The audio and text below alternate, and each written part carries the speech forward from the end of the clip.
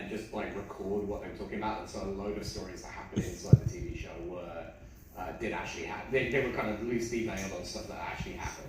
So I think in the very first episode, they're starting a party and Kid Rock's playing and nobody's paying attention to him. I was at that party and it was really mortifying. I mean, mostly because Kid Rock was there, but the same thing happened with Cake.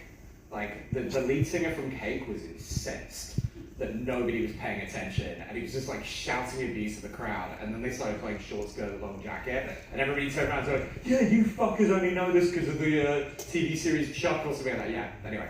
But I went down to one of those dinners, was talking to some of the people, and then I got an email from the producer, and they were like, can you design Guilfoyle's on-prem data center? I had not seen the show, so I had no idea. And they were like, we need to stream some video, can you just spec it out for us? And so we spec'd out this thing, and then that turned out to be like a fairly, I've still not really seen the show, but somebody told me it's a fairly major plot point, is the data, it's called Anton or something. I think it's something like the data center they have in their garage. But yeah, we designed that, so that was pretty cool. I think that's what you're referring to. I've not been in that many TV shows. So talk to us about when the concept became reality, when your first customer knocked on the door and it suddenly realised that this is business, we now have to deploy across the world. Something surfing related, I think it was. They were the first customer. So we had a few customers. We had Wikia were the first customer.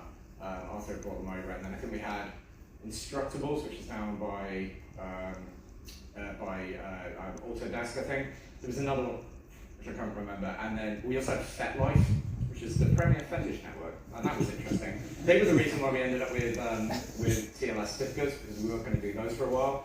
And what was weird, we were trying to debug them with the support stuff. And the support stuff are really, really nice. It's a very, very caring community, very giving. But the problem is like they're very concerned with privacy, and so they would only test on images. They would only send us test images to go and test of themselves. So you'd be having this conversation with somebody of like, trying to get them through stuff, and then suddenly the image would load, and you're like, oh wow, that looks painful. But they think the first customer we had that wasn't anybody we knew, I mean, mostly we blackmailed our first early customers. Like, you've been around San Francisco in like 2007, 2008, something going on. You had a lot of blackmail material on people, so that's how we got first customers. Please don't quote me. But we suddenly got the Maverick Surf competition, which is,